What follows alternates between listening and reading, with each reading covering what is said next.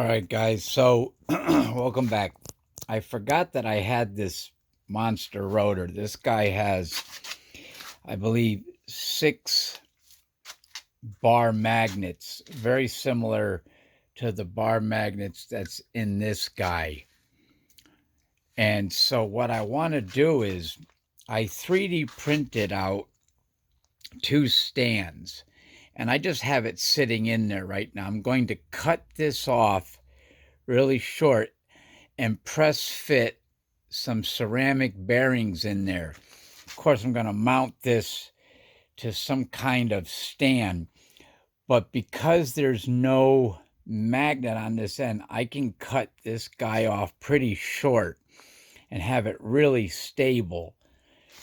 And then, of course, with the ceramic bearings, it'll be really fast. So I'm going to keep this guy the way it is because he's working really good. And I want to, this guy here, I want to break out the new circuit that I got. But I also want to set this puppy up because I got a feeling this guy's going to scream. Because I think he's more balanced than this guy. I don't know why. I don't know why this guy is unbalanced the way it is. You can see how it rocks like that.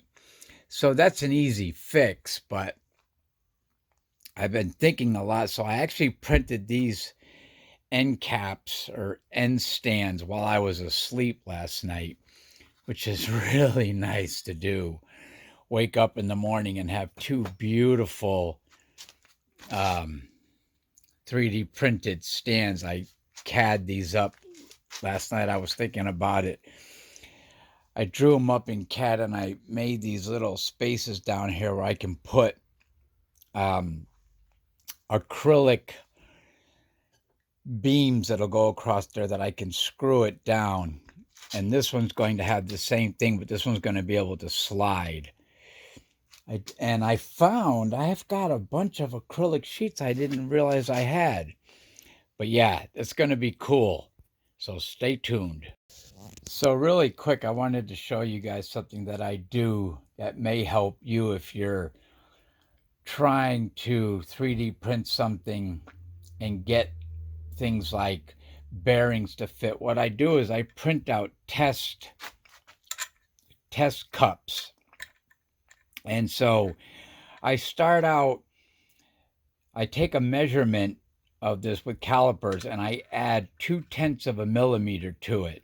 So this is 22.2, and that seems to work really good. But of course, that is taken trial and error. But I always print out.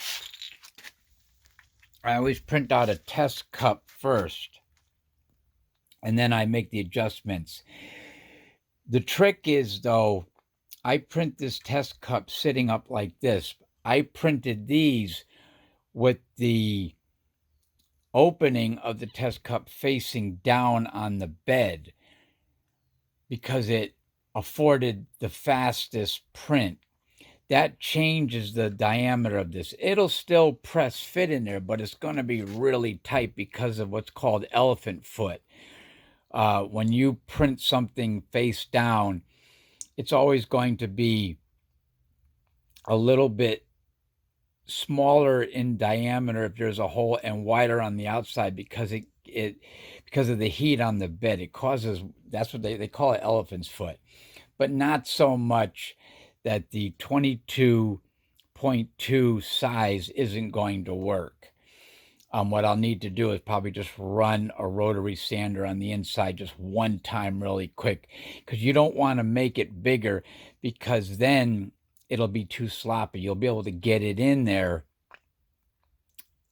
easier, but once it's inside the housing, it'll be sloppier. But yeah, so I print out these little cups, and I do it for all kinds of things. That's how I got the tolerances for this. So these are just press fit in there, and they're really tight, and there's 2 of them in there. So yeah, I just thought I'd share that with you. It's probably common knowledge, but who knows? All right, stay tuned. Another thing I like to do is to repurpose old stands. This was the stand that I had. I don't know if you guys remember, I had these mounts on there. And I didn't like it. I didn't like the way they turned out. I do like this design, but I didn't like all that. So I'm going to repurpose this. I cleaned it up and, oops, sorry. And now I just put this up here just for sizing and how I'm going to figure out how I'm going to mount these so that one is stationary and one slides. Because obviously I need one to slide so that I can put the rotor in and out. But yeah, this was one of the maglevs that was very successful. And I forgot why I took it apart. Oh, I think I wanted to use the stand. I'm not really sure. I'm probably going to take these feet off though, or I'm going to put some rubber on the bottom of them. But yeah, let me figure out how I'm going to mount this. I'm going to mount these because I didn't cut any. I didn't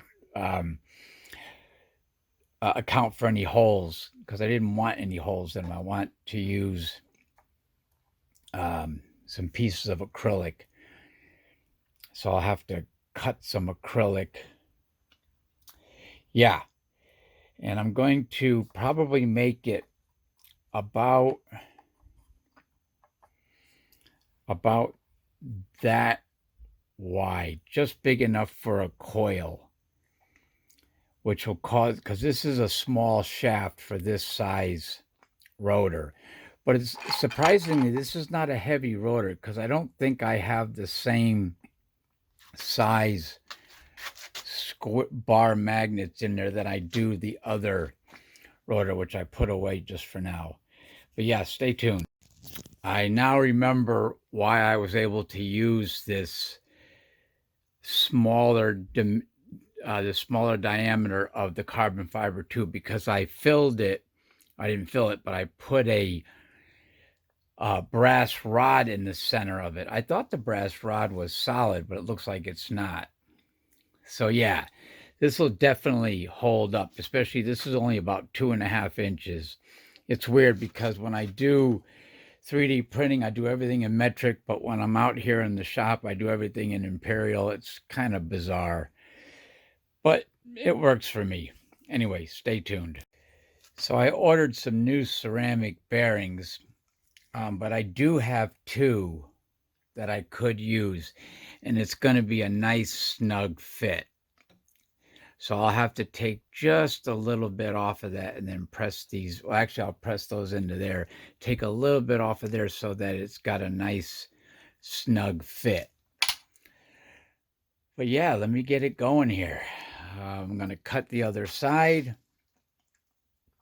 I use these bearings right here. What is that? Kaveni or something? Kaveni? I don't know how to say that. But I think I ordered a different type, but they are ceramic bearings. They've got ceramic balls in there. Now, I'm unsure of if you're able to lubricate ceramic bearings or if that hurts it, because these spin really good. I mean, you saw that with that little guy over there that I showed you guys yesterday. They spin great.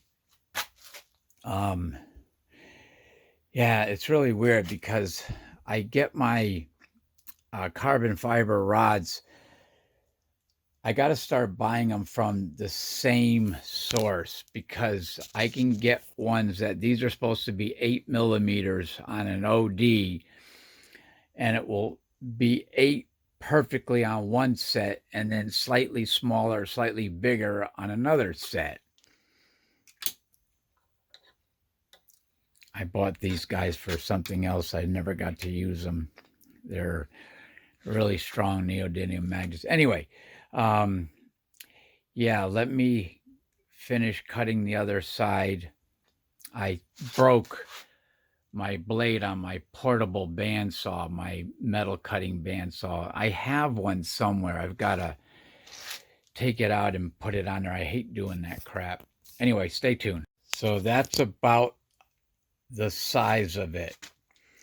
I haven't gotten anything attached yet, but that's about the size that I'm going to make this guy. This is 2.5 inches on either side, and that's 2.5 inches to the edge of the outer race on the bearing. Yeah. So now I just have to figure out how I'm going to, I know how I'm going to mount the stationary one. It's the sliding one. And then I also want to build, before I even mount any of this down, a sliding mechanism for the coil. I have the sliding mechanism for the hall sensor, but I need one for the coil, and one where I can change out different coils, because I have a ton of coils I want to play with. So I need some sort of sliding mechanism, probably a flat plate that has slots in it that I can slide in and out, and then I don't know. I got to think about it. Stay tuned. All right, welcome back. So I decided, welcome back. This is all in the same video. I don't know why I said that. Anyway, I decided instead of, trying to get acrylic in there, I should just 3D print some legs. And so that's what I did. And now I'm printing, oh shoot, I just realized I did it wrong. I'm going to have to print 2 more of these. They have to be longer. Maybe not. I'm printing brackets that are going to come up, over, and down like that, and we'll have screws in them that'll be able to screw down and press onto these. So this will be able to slide back and forth. So basically, it's going to be 2 3D printed brackets that are going to kind of look like that, but obviously they're going to be shorter. And I was going to print some guides for this, but I realized I can't. So what I need to do is, thank God I didn't glue these. I glued that one there because that's going to go on this end here. That's going to be a permanent one, or it'll go on this end. But I need to print out longer one of these. These are 80 millimeters. I need to make them at least 100. So that's not a big deal. I'm printing out the guides now. At least that's what I think I'm going to do for guides. I need to figure out, I need to figure out how I'm going to do this sliding bit. And I think the guides, I might not even have to print. Yeah, you know what? I think this is going to work the way it is. I'll put a guide there and a guide there, and the guide itself will be the guide for it to slide. And then because there's a hole in the center of the guide, or there's a slot that I'm printing, I can put the screw down into it. Yeah, something like that. Actually, what I'll do is the guide itself, I'll have to figure it out, but that's definitely going to work. I'll have to figure out how I'm going to trap this. So I'm probably not going to glue that yet because I'm not 100% sure. This guy is all set. He's all glued up. Let me see if I can undo this. Yeah, there we go. Yeah, he's all set. Got glue all over him though. Hate that. Anyway, he's going to be stationary right there like that. Yeah, this is going to work out really good, especially with this big dog. And I might even figure out a way to... I also have this smaller rotor I can put on there. Look at this, is that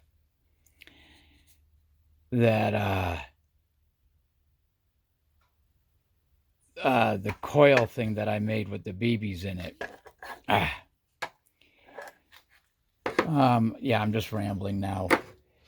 Because I'm trying to think at the same time I'm recording. I'm trying to think how I'm going to do this slide thing. I think I got it figured out.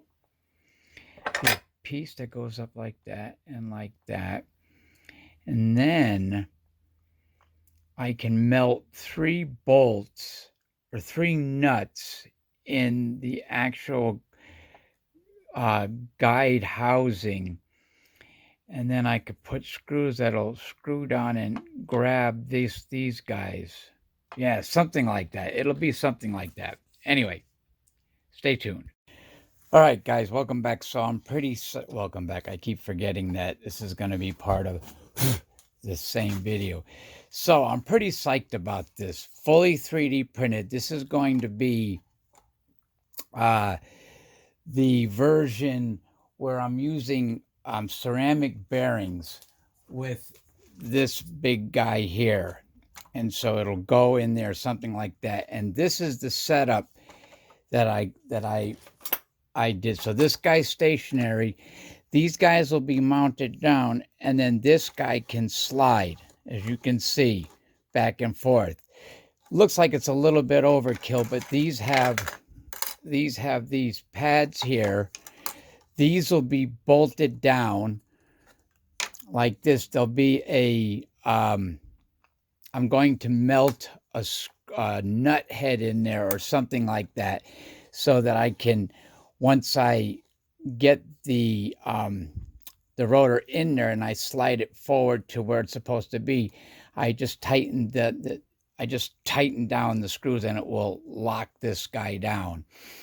I think I made these a little bit too big, but it's cool looking anyway, I think. And I really like this black filament. It's a really dull filament, and so this shiny part is where the bed is. So it printed like this. So you can see I got this dull side here. But yeah, I'm really psyched about that. So the only thing I have to do now is put the bearings in, figure out how I'm going to mount these down. I'll probably just use some small bolts and just bolt them down in there. Or actually, I'll use some small, what do you call it? Small brass screws, so they're non-magnetic or something to that effect. But I kind of like this. It looks really cool. Now that I'm looking at it overall, it is kind of overkill, or it's kind of big. I think I should have made it a little bit smaller, which I still can, because I don't need that much movement. I just need, where's the thing at? Yeah, so I need it like that, right? And then this guy will slide up in there like that. And if I look, yeah, that's basically right where it's supposed to be. So yeah, that's going to be very cool. Of course, there'll be bearings in there. And I did get my ceramic bearings in the mail. There they are. Those things are beautiful. And they have massive spin. What I want to do too is I want to put some rubber feet on the bottom of this guy here. Yeah, so stay tuned. So this is kind of what it's going to look like. And those bearings spin really freely. They don't make a lot of noise too. And that guy looks nice. I don't see any wobble or anything. So yeah, this is going to be really nice. And I'm going to, once I test it and I make sure it's running okay with the regular Hall sensor, I'm going to break out the really nice one that I got from Sky. It's freaking beautiful. I'm almost afraid to use it. Yeah, this is going to be really nice. Stay tuned. I keep turning the video off. I'm sorry. So when I discovered 3D printing, I decided that I was going to make all of my pulse motors as much as I possibly can out of 3D printing. Like making a base like this would be really wasteful. But I'm thinking about maybe I'll use these copper infused nuts that I made. I've got two of them, and I could put one there and one there, or actually I would put it underneath. Oh no, I can't put it underneath. I would drill a hole in here big enough for this guy to go in there, or just glue it like that. Just glue it right to the top there, and then print out a 3D printed bolt, because it doesn't need that much pressure on here, just enough to hold it in place. I could actually not even, I could forego it altogether and just glue it, but I don't want to do that because I really like these. These are very cool. At least I think they are. So yeah, let me think about it. I may hold off until next week or next weekend before I finish this guy up. Um, yeah, because I'm thinking about a couple of other things. Yeah. Okay. All right. Stay tuned. Yeah. So I think that would be cool. And here's the bolt that those go with. Um, the bolt in these nuts is a little bit on the loose side, so I may have to reprint out the bolt and just make it a large, or make it a, yeah, make it about a quarter of a millimeter bigger. I actually have two of these, but yeah, it would go down like that. I'm still trying to figure out whether I should drill a hole in this and push it down in there, or just mount it on the top like that. What do you guys think? Mount it on the top, or drill down and push it down inside there? Actually, what I should have done was make this a little bit higher and put it underneath so that it would press up against it. But I wanted the edge of this to match with this so that I could get it so that it won't turn, so that it'll just slide. You guys know what I mean. So let me go back to the drawing board as far as these guys are concerned and see if I still have that file and print it a little bit bigger. I do like the copper against the copper here. So copper, copper, black, black. It looks nice. Yeah, it's going to be freaking sweet. And because this thing is so big and heavy, it'll be its own flywheel effect. Yeah. All right. Ciao for now.